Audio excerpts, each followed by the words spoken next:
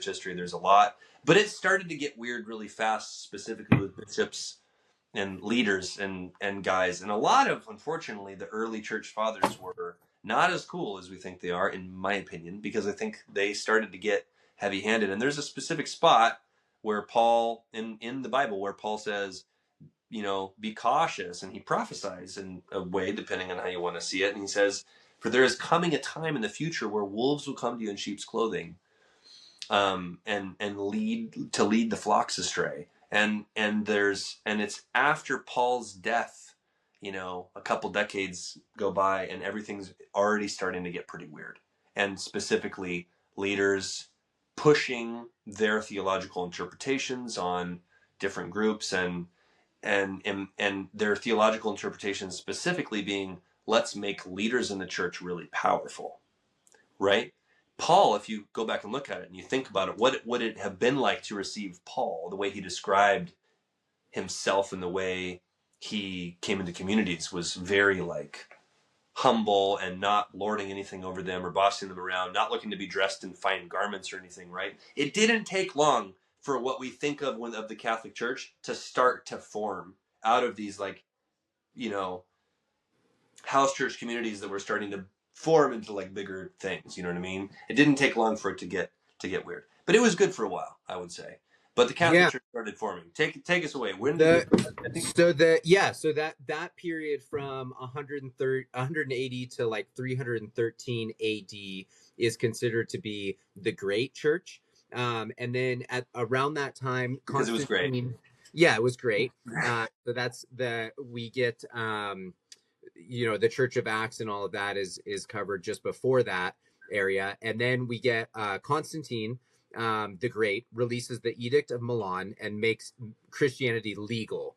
And then shortly after that, we have, which we've talked about and referenced multiple times, the Council of Nicaea in 325. Pause. Constantine claimed to have had a vision of a cross and and he heard, I'm off the cuff here, but he heard a voice or something, and he came away from this kind of weird open vision with the perspective of, if I put this symbol, this cross Christian symbol, it wasn't exactly a cross, it was sort of the pre-cross Christian symbol, but if I put it on all the shields and we make this kind of the face of the empire, we'll win all the battles. He kind of had this really weird, kind of empirical, militaristic encounter with God, which it sounds very suspicious to me, to be honest with you.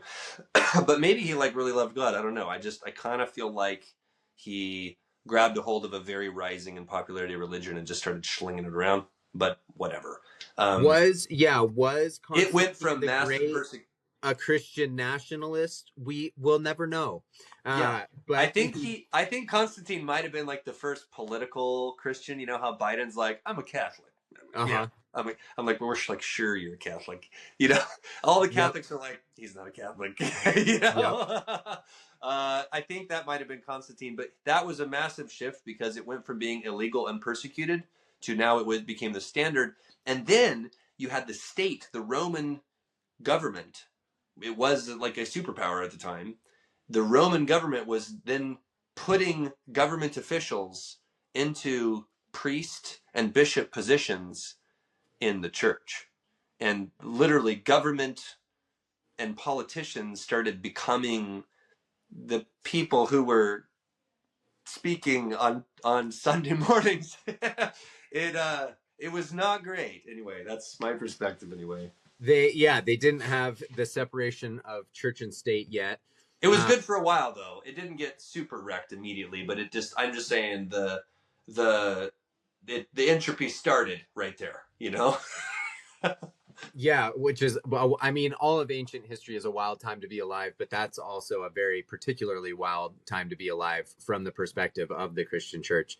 It was probably super amazing for a while. Because then, sorry, going back to your timeline, because the Nicene Assembly happened shortly after that. Nicene Assembly happens. Constantine was alive for that.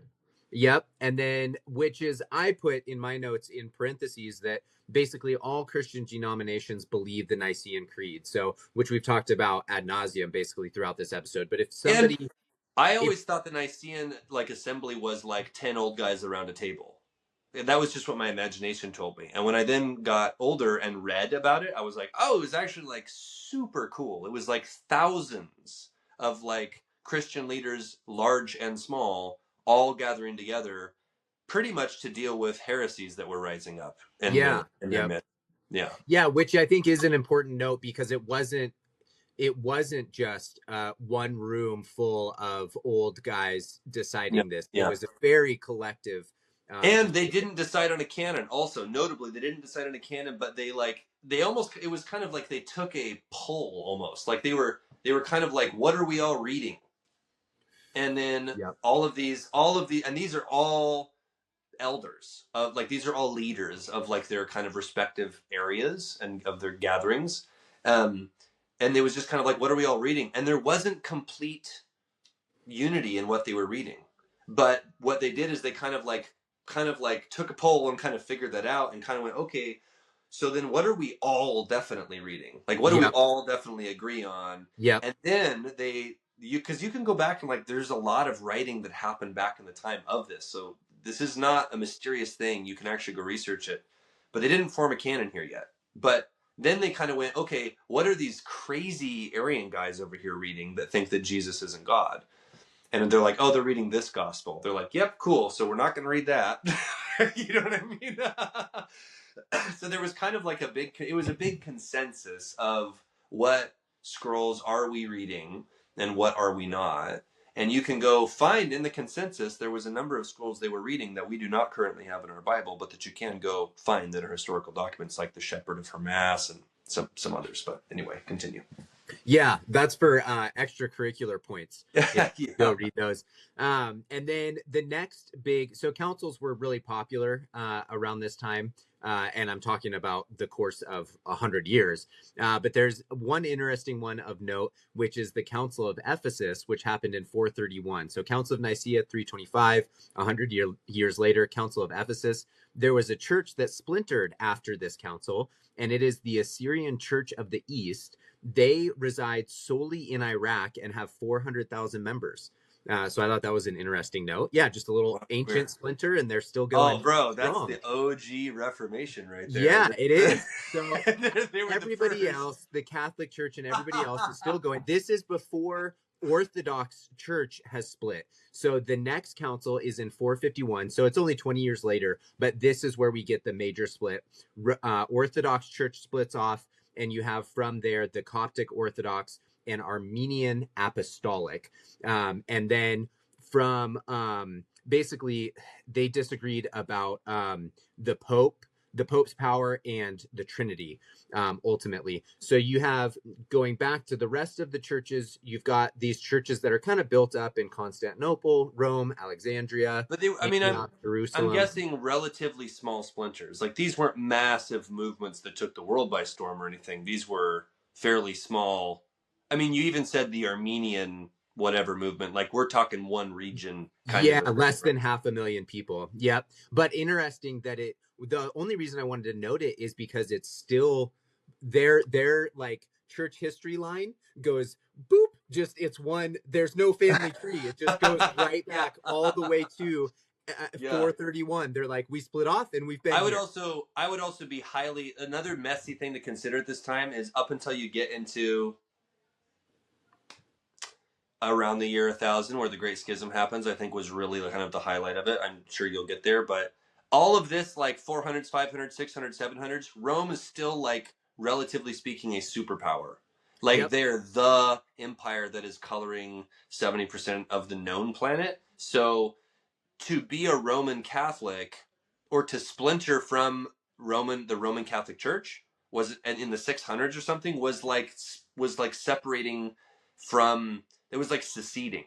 Also, yeah, totally. That's almost, you know that's what I mean? I was gonna say. So yeah. I also wonder if you're a if you're a Christian in the year 600 and whatever, and then there's political strife, and like you're the region you live in actually secedes from the Roman Empire.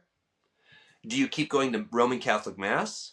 Well, the priest was a Roman citizen who left after the secession happens, and so now you're kind of like, well, we're still Christians, so what? And so you form a little splinter. So I think you'll see a bunch of little splinters that happen leading up to really kind of constantly like peppered, just little peppered up until the Reformation era in the 1500s. You'll see little splinters and stuff, and I think the thing to bear in mind is like it's very political Yeah, because of and I, freaking Constantine. because I wanted the focus kind of to be so much on American history and an understanding of the West and how we got here, I didn't spend any time really jotting down notes or getting caught in the weeds of those, because somebody who's going to church now in the United States is not going to come across those. So instead of, doing a bunch of history on those, I didn't. But it's super interesting, and you can nerd out about it for sure, Yeah, yeah. going back and looking at all of that.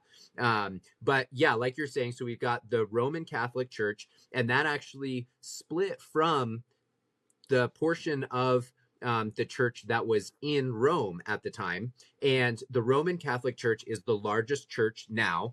And they have, as of now, today, 1 billion members.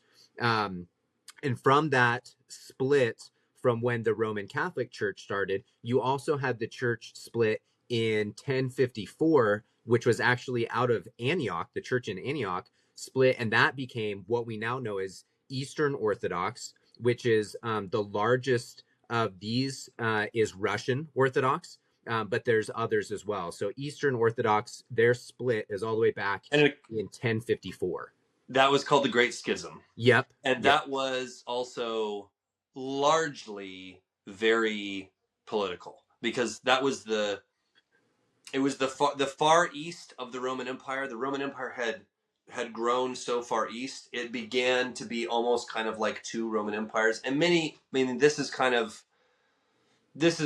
you if you get into how the Roman Empire fell apart, you'll start reading about this era where it got to be weakened, and then it was really big, and then it was kind of like watered down and stretched out, and then it was struggling to govern all of its constituents. And all of the Roman Catholic churches, priests and bishops were all at that time government officiants as well, and appointed by the government. So it was just everything was so meshed together, church and state. It was a really weird mess. And so then when you started to have an area that you ruled, a part of the empire that started to kind of not want to be a part of the empire, all of the appointees and the bishops and the priests that you had over there also kind of wanted to not be a part of the empire. And there was theological drift that also kind of happened. Because also remember, this is before the time of cars, telephones, whatever. And if part of your empire is 8,000 miles that way, how do you manage culturally and theologically drift from happening? And so that starts to happen over time, and then the Great Schism happens, and that's how orthodoxy is born. That's my perspective anyway. Yeah, and I'm going to throw this in there too, even though it's not something I had planned. Genghis Khan has a great quote that I came across recently where he talks about how conquering the world is the easy part and governing it is the difficult part. So it's easy to go out and conquer all of these, at least from his perspective, out and conquer all these places, but actually governing them and keeping it organized is actually the more difficult That's a part. great quote. Yeah. I have heard that quote before. I know that famously when they were conquering, they would allow people just to practice whatever religion they had. Yeah. But they would say, you have to pray for us, believe whatever you want, but pray to your gods for us. Yep. Yeah. Fantastic. It's bound to work at some point. You know what I mean? Yeah. Yeah, right. You got to find you come across truth, I suppose, at some point.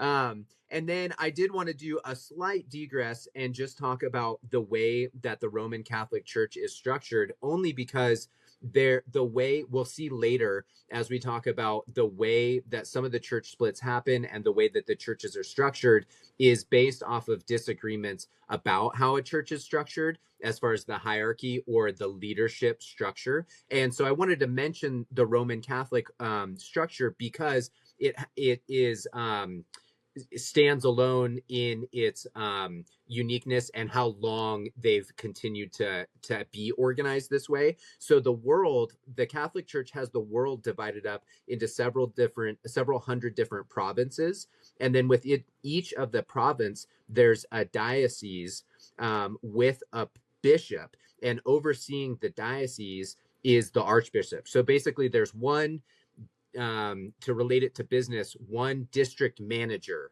and the district being the province. And that is the district manager is the archbishop.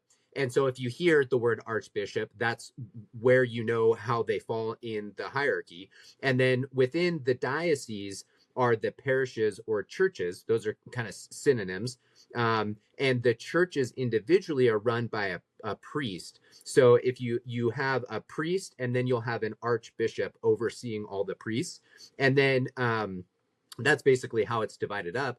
And then there's the Catholic churches. And then if you see a cathedral, this was something interesting I learned. There's only one cathedral per diocese. So there's only going to be one that's called the cathedral, and then the rest of them are going to be churches. So those aren't synonyms, but a cathedral is a Catholic church, but there's only one cathedral per diocese. I didn't know that. That's super interesting. Yeah. I did know that there's also one one bishop trained in exorcism per diocese. Oh, interesting. Okay, that makes sense. It's a special guy that they've got who handles that territory. Yeah, they don't view it as a spiritual gift. It's a training. It's a theological training they go through where they learn the Latin that you yell at the demon and stuff. And actually, Catholics definitely do exorcisms successfully, but I would say only like super, not demonization, like heavy duty, like possessions, like people climbing on the walls and stuff. They deal with that, where there's like smells present and the animals are freaking out in the area, and like they consider that, you know, demonic possession, and then they deal with it, and it's usually like a multi-day process. Yeah, that's super interesting. I'm very curious what the Catholic Church, their perspective is, or if they like, you know how in military movies they'll have like guys who have served in the military as like advisors on what it should look like. I'm very curious if the Catholic Church like has people for horror movies in Hollywood be like, oh, this is what it should be like, you know? Yeah. And then the last note on the leadership structure is that over the archbishops is just the one pope, obviously. And so the pope oversees the archbishops, and then each archbishop oversees their province. And then, boom, we get into already, because most of for Western society, the different denominations we have came from the Protestant Reformation. So we're already at year 1517.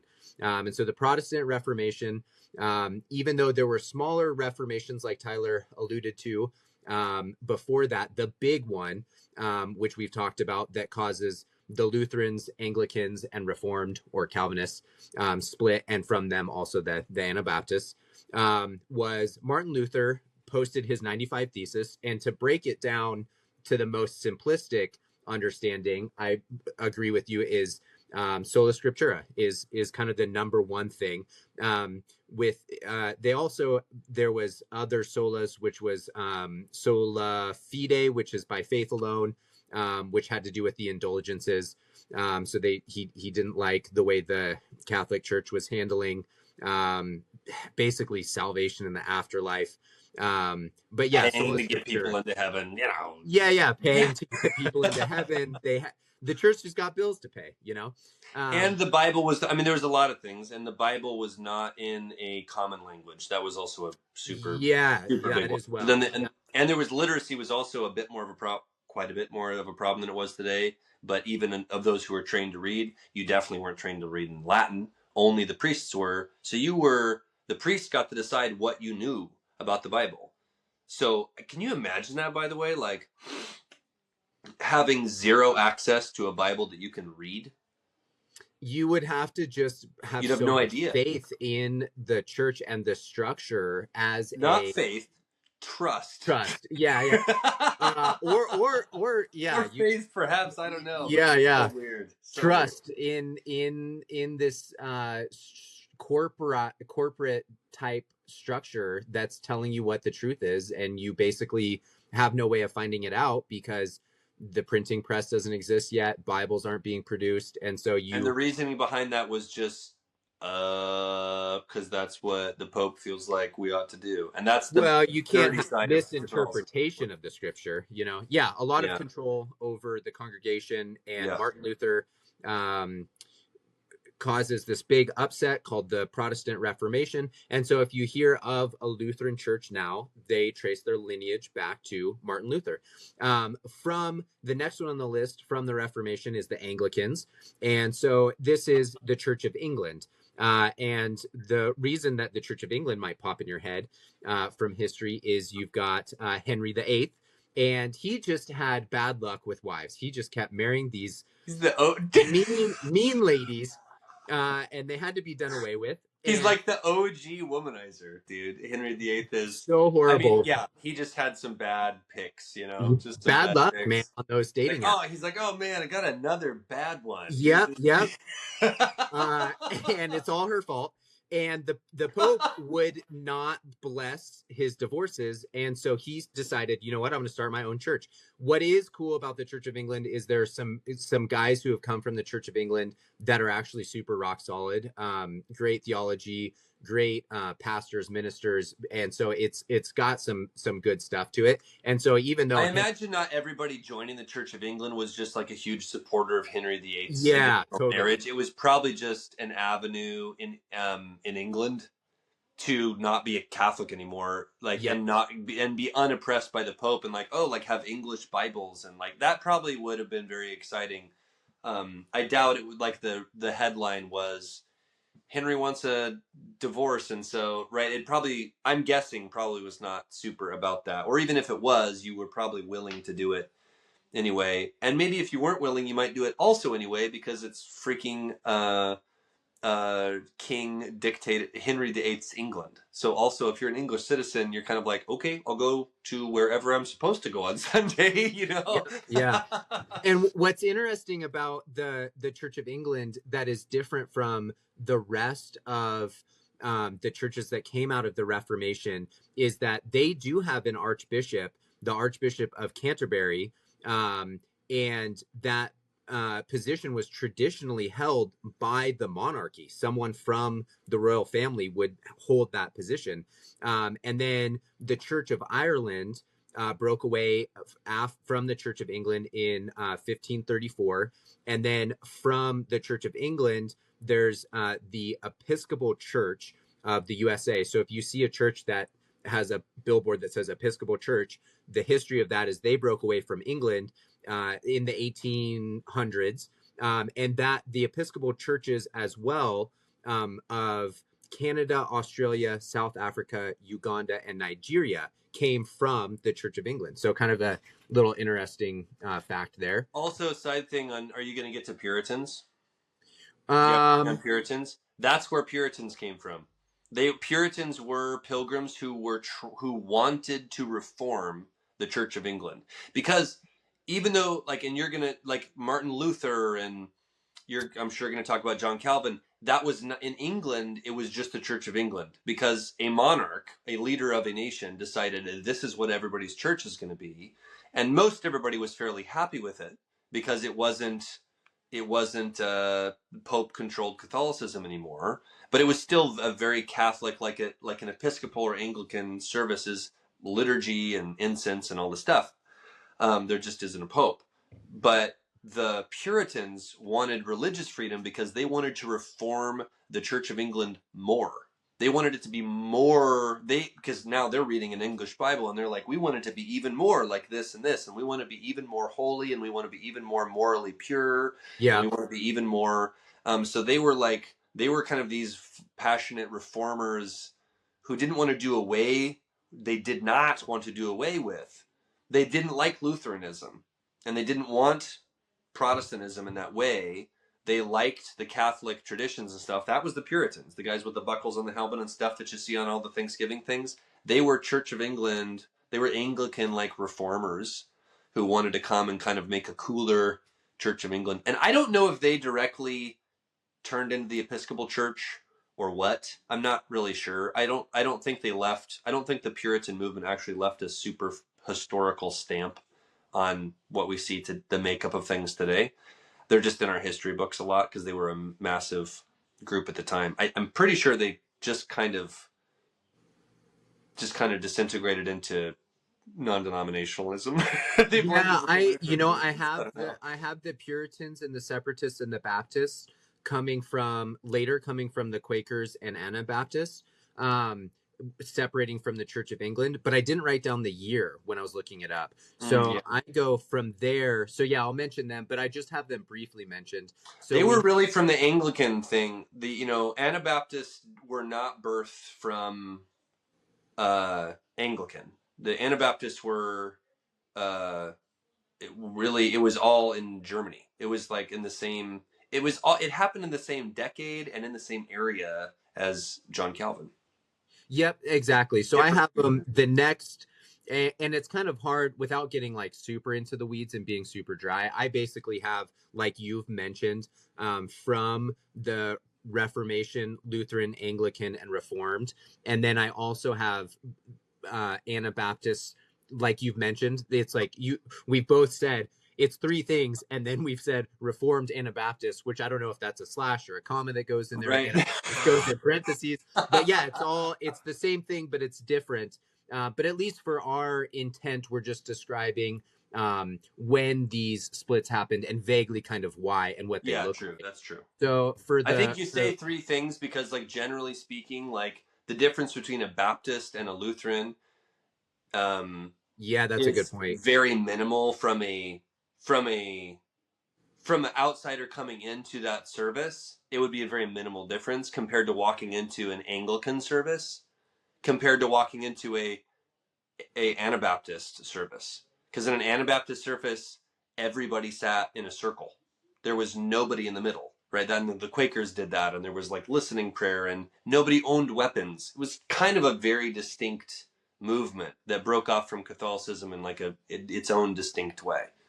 Yeah, and so the way I broke it out is then I've got Reformed or Calvinist, Right. and from them you have the Protestant Church of Switzerland broke off or started in 1520. They're still going strong. On the other side, around this area, these are kind of more geographical splits. But you have the Dutch Reformed Church; they're still growing strong. They split off in 1571, or popped up, maybe is a better word to use.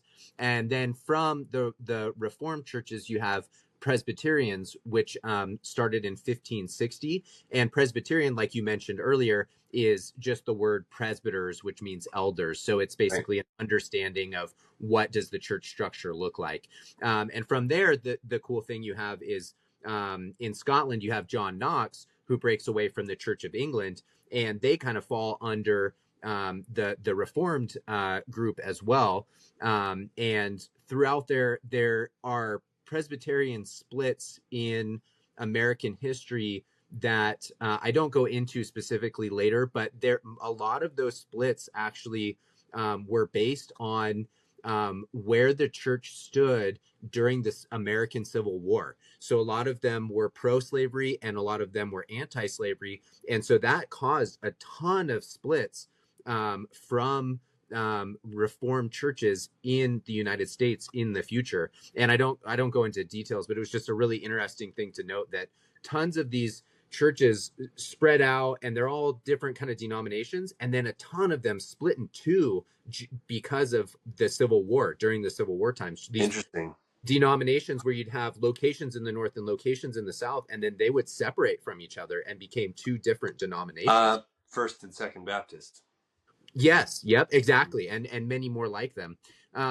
So from the Presbyterians, we have the Congregationalists, who started. Kind of interesting fact about the Congregationalists: they started Harvard, Yale, and Dartmouth were all founded by Congregationalists. And then we get into, And this is where it gets messy because there was kind of like these separations, and then there's kind of like this looping back. Because then I was reading about like, well, how, like, where did Presbyterians come from? And it's like, well, Reformed, but also influenced by the Puritans, who were yep, Anglican, but yep, only a little because they were made. Then they kind of just it became its own thing. Like yep, some of these all kind of are in America. It started to kind of go like this a little bit, and yep. then split off into different things again. A bunch of the modern churches over the last 100 years have joined back up with each other too, which is really interesting. And so I think I briefly wrote down some of the notes on kind of some of the Because from interesting the ones. Calvinist movement, there was almost like there was like Calvinist churches, which is less so a thing now, right? There's not like a Calvinist denomination. It's like it's a it's a big theological worldview, Yeah. really. That Yeah. and but like you can there's a Baptist churches don't have to be reformed or believing Calvinism, but they often are. But they aren't necessary, right? Do you see what I mean? Like it's kind of like this. Some denominations are anchored in it, like Presbyterians. Like Presbyterian churches all are, but not. But like some Baptist churches are, some aren't. Do you see what I mean? Yeah, and a lot of the churches that came back together basically realized that when they looked at to go back to it again, like the Nicene Creed or some of the fundamentals, they realized, hey, we come from different lineages, but we now agree on some of the core values, and so let's pair up together. So there's several churches over the last 100 years who have done that, and they just blend their names together.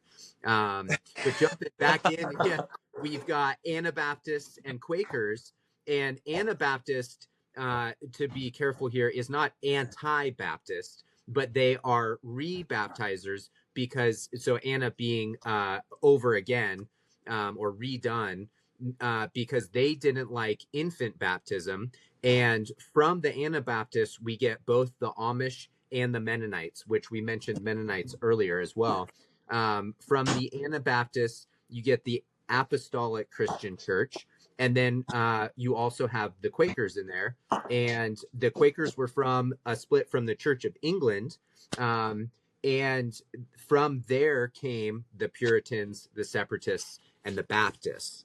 And then we get into the I have Baptists. read different things about Baptists being kind of from the Puritans, but when you look into it, it doesn't. It's not like a clear evolution. Like the Baptists would not say, "Oh yeah, our direct ancestors were the Puritans." It's more. I think when you read. I mean, I don't know, and there's different opinions on this, but when you read through it, to me, it really looks like the Puritans did not have a lot of. They ended up not having a lot of unity about what they wanted Reformation to look like, because they didn't want the Catholic elements as much anymore. They didn't want the incense. They wanted to be kind of like less Catholic feeling, and effectively, it kind of just they just kind of melded with Lutheran Lutheranism and Methodism, and kind of it just, in other words, it kind of went, we're a movement, and then it just kind of went and sprinkled into everything else. That's my reading of what they kind of turned into. Yeah, if you were going from, if you asked a Baptist where they came from, it would be a little bit convoluted, but not for with like any ounce of dishonesty or anything like that. But if you went from the history that we're going, if you said, where did they come from this way downstream, you would say that they obviously are Reformed, and then they came from, whether they hit the Puritans or skipped the Puritans, definitely came from the Church of England. And so the Baptists and the Methodists are the largest modern group of separatists from the Church of England. Oh, Um, interesting. yeah, and so a starting point. This is the starting point in the 1700s. The Baptists are kind of the starting of the word evangelical that we use now, to some extent for some people a bad word. But evangelical Christianity focused on the kind of individual conversion experience, as opposed to those more liturgical churches, so the Lutherans and whatnot, that focused on kind of the communal ritual processes of what a church was and what a church service looked like. And so the Methodists, who were Anglican, which came from the Church of England, split off in 1739. And you've got basically John Wesley, Charles Wesley brothers, and George Whitefield. They were attending a college, started a Bible study, and became the Methodists. What's funny about them is that John Wesley and his brother Charles Wesley were not Calvinists, but George Whitefield was a Calvinist. So it's kind of a really, very interesting group of guys to start an entire denomination. And then we get into the Second Great Awakening in the 1800s, 1800 to 1845. And just to mention here, because we already did mention them, this is where Mormonism pops up.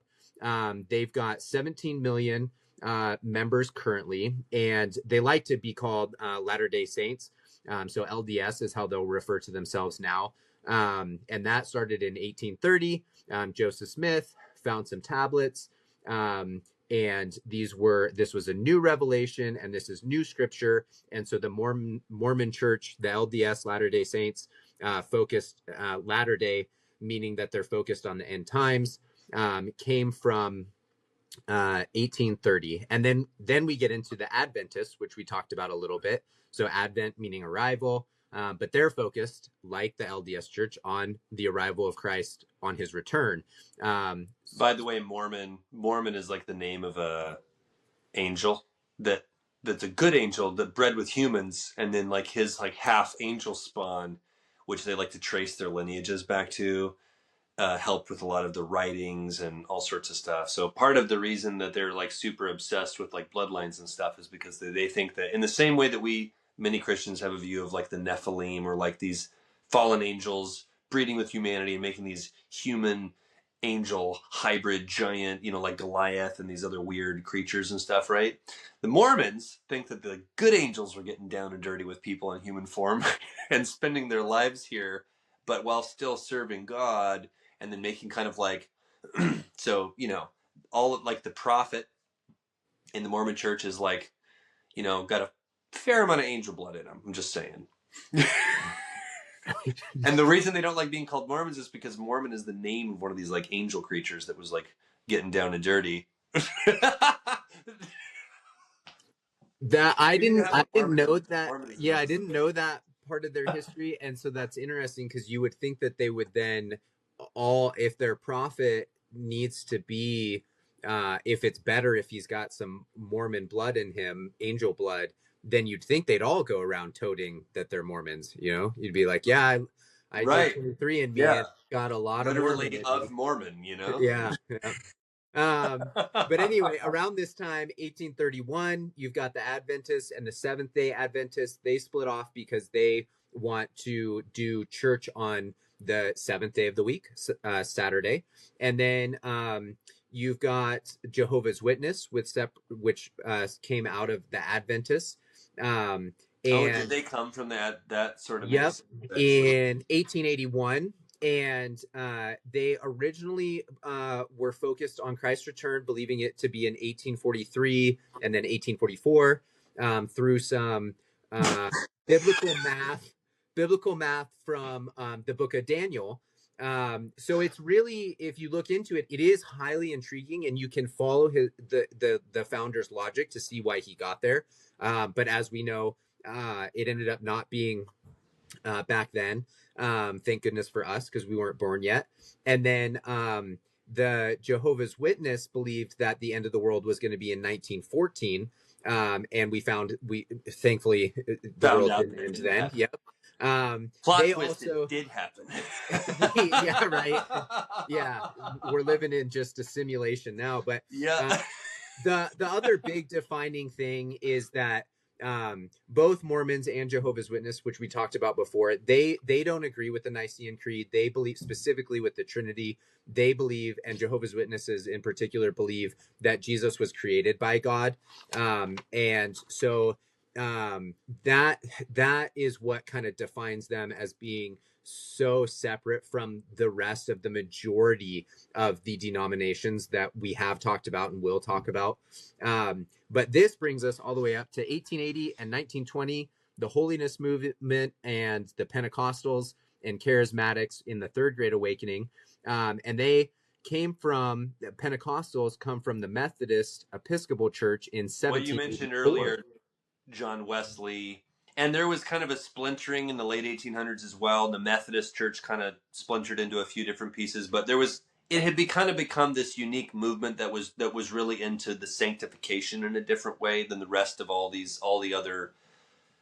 most of the other Christian denominations. Like, they kind of had a distinct view about becoming holy, and that it was possible to become holy. Like, this week, if you repented enough and prayed enough and laid hands on one another, they had this view of becoming completely holy. And it was cool because it created a lot of confession of sin, because the idea was you needed to sustain holiness as like an active thing, right? A group of those guys are I'm assuming you're about to talk about the Azusa revival. Azusa Street Revival, 1906, 1908, which is the start of the Apostolic Faith Movement. And yeah, you teed me up right for it. So basically, this idea of sanctification, when does it happen? Is it all at once, right, when you're saved, or is it throughout a course of is the sanctification a process that goes throughout the rest of your human life, or is it Those, basically instantaneous?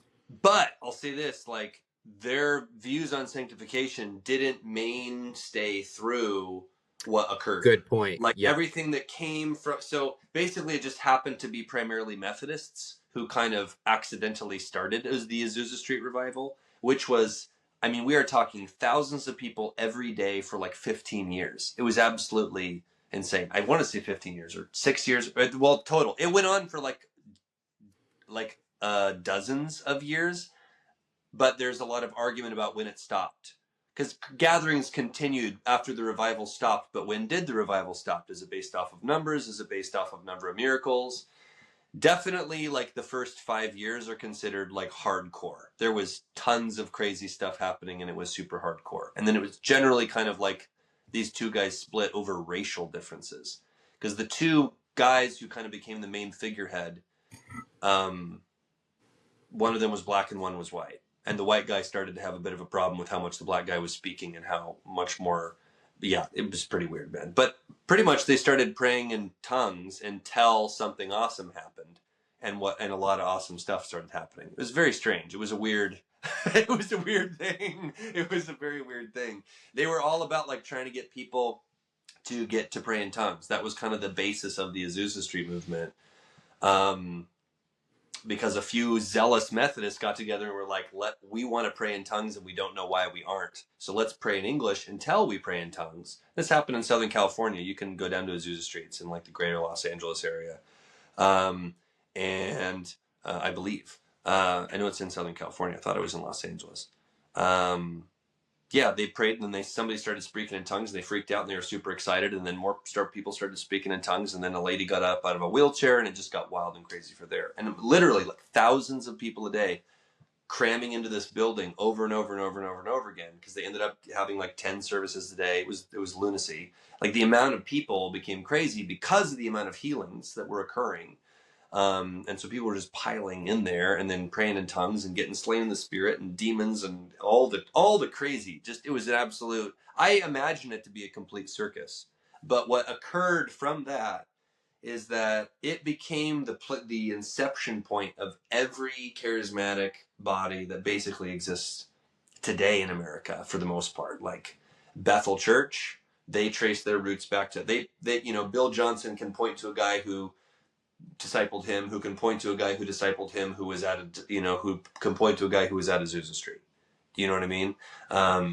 Same thing with like the very conservative Pentecostal denominations. Same thing, the John Wimber and the Vineyard movement all came from the Azusa Street. A lot happened from that point.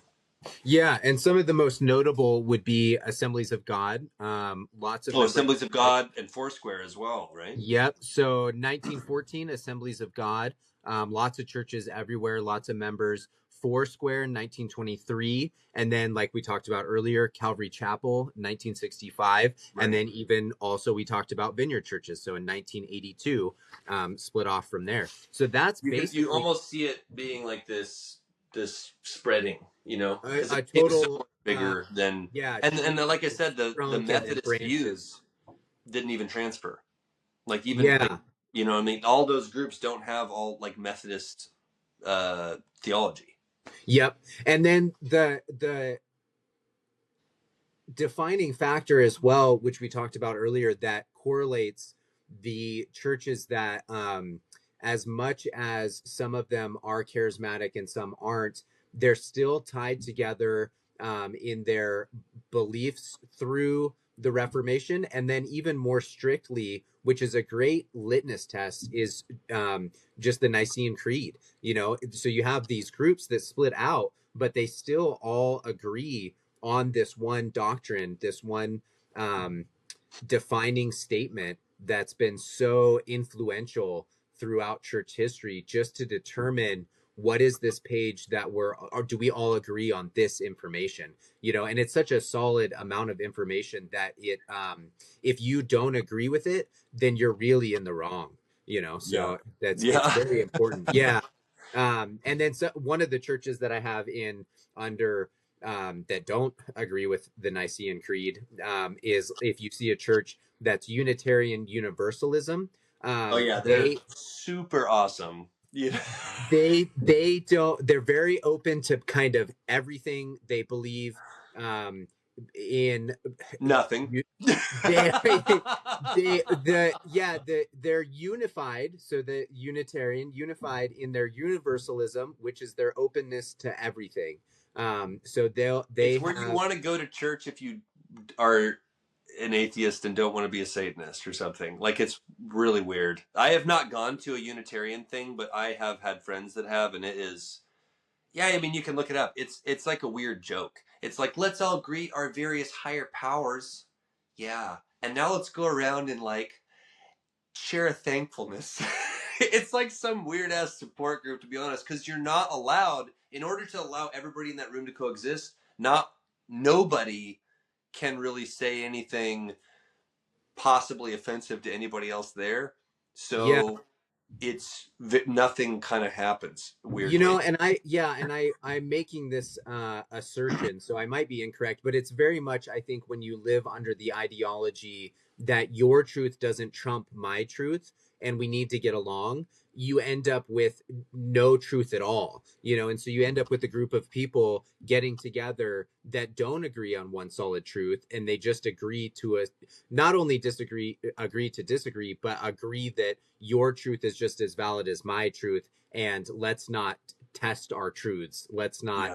debate about this. Let's just Even hang out. 100%. Like, even the idea of like, okay, like I think everybody kind of thinks, well, the Muslim and the Christian who's there, they just need to see Yahweh and Allah as like the same. It's like, okay, cool, but like it doesn't stop there. What about the Wiccans who are worshiping like the goddess spirit and like the feminine Gaia kind of a thing? Like, they're literally worshiping a female entity, and all Wiccans that are actually Wiccans that I've ever known are very adamant about it not being male. It's female, right? And the Christians are worshiping a male, and we distinctly are worshiping a female.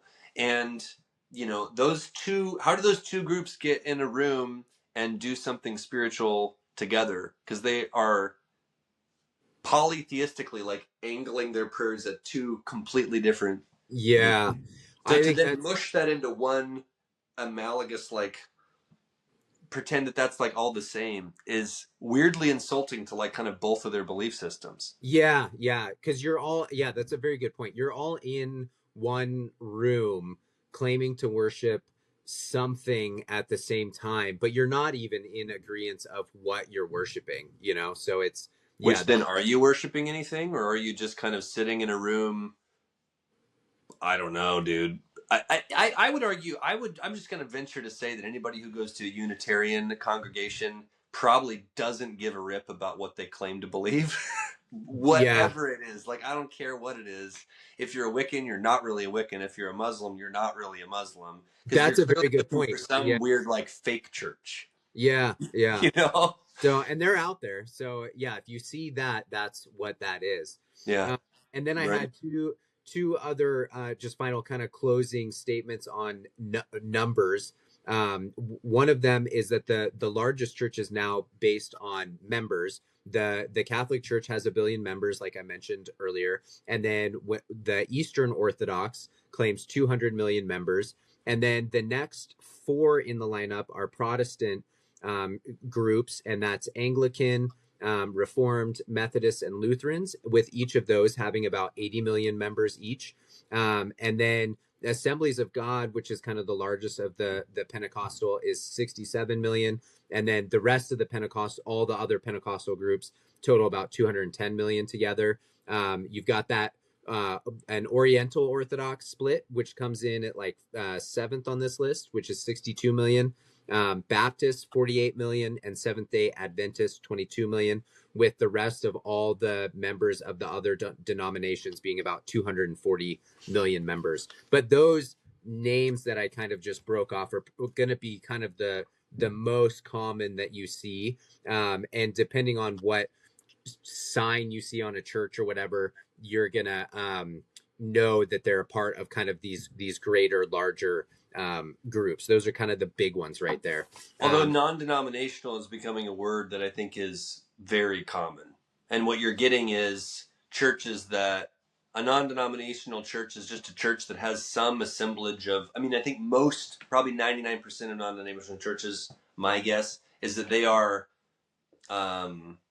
almost name a denomination. It's like we're Yes. like, oh, we're Yeah. almost a Lutheran church, or we're Yeah. almost a church. My wife and I went to was a Vineyard church, and then the senior pastor's daughter became the new senior pastor, and they split from the Vineyard denomination because the Vineyard denomination does not allow female senior pastors.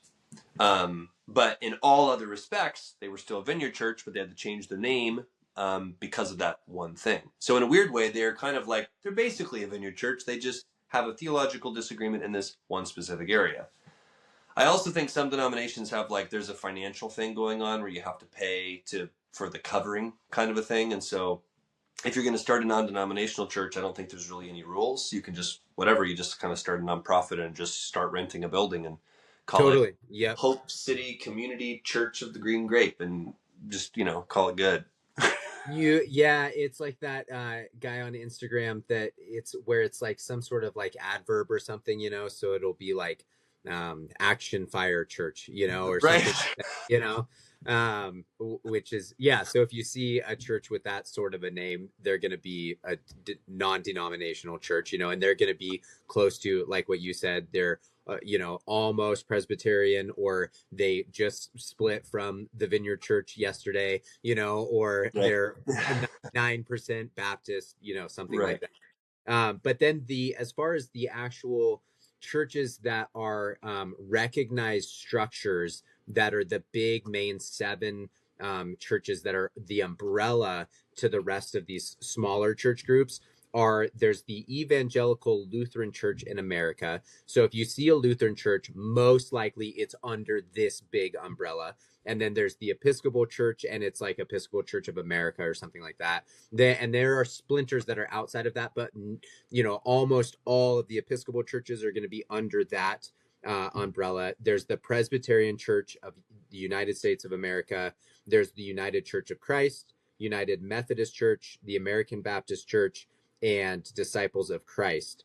And those are kind of the 7 biggest in their structure. Like, they have the most churches spread out throughout the United States, and most of those smaller churches are underneath that denomination umbrella. And we don't really kind of think about churches being that way, but that is how the majority of the churches are divided up in that's the way the IRS sees them. So their documentation, their legalness. However, I want to bring this into the numbers, because we're talking about a religion that has spiritual components. Not necessarily, this is like, right, I'm not like, it's not quite fair to list the denominations. It's not quite as static as like Republican, Democrat, and Independent Party numbers in a state or something, right? Because this is not just an assertion of beliefs that line up with this group. Like, for example, if there's 1 billion Catholics, right? How many of those Catholics are able to go on a mission trip and preach the gospel, right? Versus how many of those Catholics are just shrugging and going into Catholic Mass because that's what their parents did and that's just what you do. And then also, like, on the Protestant side of things, how many Baptists are doing that? How many Charismatics are doing that? How many Lutherans are doing that? How many, right? And I think that some of these movements are going to have more, let's just call it like fluff attendance than others. I would say the Catholic Church is going to have a lot more fluff attendance. In other words, not necessarily an active believer as in what I would consider like the Bible's definition of this is what a believer is supposed to look like. This is what they're supposed to be able to do. You mentioned the Great Commission earlier, right? Like they're able to preach the gospel, have preached the gospel, are able to pray for people for healing, are able to cast out a demon if they see one, are able to confront darkness, or have a moral compass, have access to Holy Spirit. All of these things that are, you kind of biblically see are like, this is what a normal believer is supposed to look like have outstanding love, you know, all these things. Not every Christian is doing that, and I think some of the denominations and groups have more inactive, kind of fluffed numbers a little bit because they just have a high attendance due to popularity or whatever. The obvious example of this would be like in the year 600, you're a Roman citizen. You're going to go to Roman Catholic. You're going to go to Roman Catholic Mass, right? Because literally everybody in town does. Like church, I'm sure that the numbers of like church membership of people who claimed to be Catholics in the year 600 was astronomically. It's probably 90% of the earth, that was known in the civilized world, right? But does that mean how many of those people had read a Bible? Like less than 0.1%. How many of those people had one verse memorized? 1%. You know what I mean? So it's kind of like it was almost a political party at that point. So I'm not saying that about necessarily, but when you're reading global numbers and comparing them to American numbers, and then even in the American numbers, one thing, unfortunately, with like Assemblies of God is a lot of AG churches tend to be like big, showy churches, which also have a lot of members of people that sit in the back and they go there because there's big, loud music with big, loud lights. And that is going to be a different kind of attendee than somebody going to a much smaller church where there's community groups and Bible reading and like all that going on. That's a lot more like involving for you as a person who's going there. So I would argue that some of the smaller movements on paper, as far as membership numbers, actually have more active members, if that makes sense. Yeah, and I totally agree with that. The other interesting note that just kind of dawned on me that we didn't cover because it falls under the non-denominational is the church, like most of the mega churches. So lots of attendees and stuff, but those are almost all independent or came from the Word of Faith movement. And so those, even though there's tons of members of those, they're not under any sort of kind of corporate umbrella that ties them to that list that I just mentioned. Like so what's that one guy? He's in Texas and he's got like a 20,000 person church. Oh, Joel Osteen.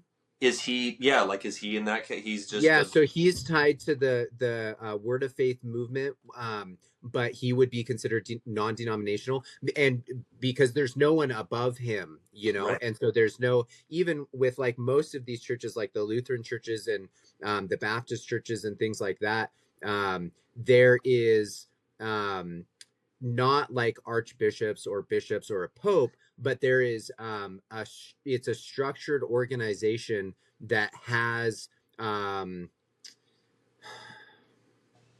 for legal purposes and taxes and structure of organizing things and moving funds to help out smaller churches, they have an umbrella organization, but they're all structured really differently. And that gets into the weeds of, which we shouldn't get into, but what the word apostle means and like because some of the denominational coverings are like, they're called like fellowships because it's like all of the pastors will get together. Yeah. And they're basically holding each other accountable and stuff. And then some other denominations have like literal apostolic oversight where there's kind of like, retired pastors of that denomination that basically are checking in on you and making sure, helping talk you through, like a mentor kind of a thing, helping younger, like a little different than you going camping with a bunch of other pastors your age and holding each other accountable versus older guy telling you what to do. In many cases, telling you what to preach, telling you what biblical sequence you need to go through. You know, it's July. The entire denomination is in unity. We're going through the book of whatever in the month of July, and so then you put it up on your billboard and you go, it's the book. You know, sometimes some denominations exert control and Yeah. stuff. Others are more of a loose fellowship. It's like Yep. there's a pretty wide spectrum. Yeah, totally. That's a great point to make, which I didn't really have in my notes, but that's definitely falls under the category of understanding how churches operate. So yeah, that's pretty much all I've got. Yeah, right.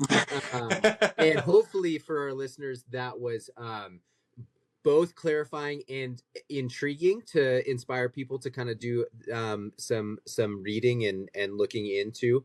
But ultimately, I think we did a pretty good job of covering kind of the differences between them and definitely the kind of chronological history of where the majority of them split. So yeah, that's all I got. That wasn't my Illuminati sign, by the way. That's a different. Yeah, that's a different episode. Yeah. All right.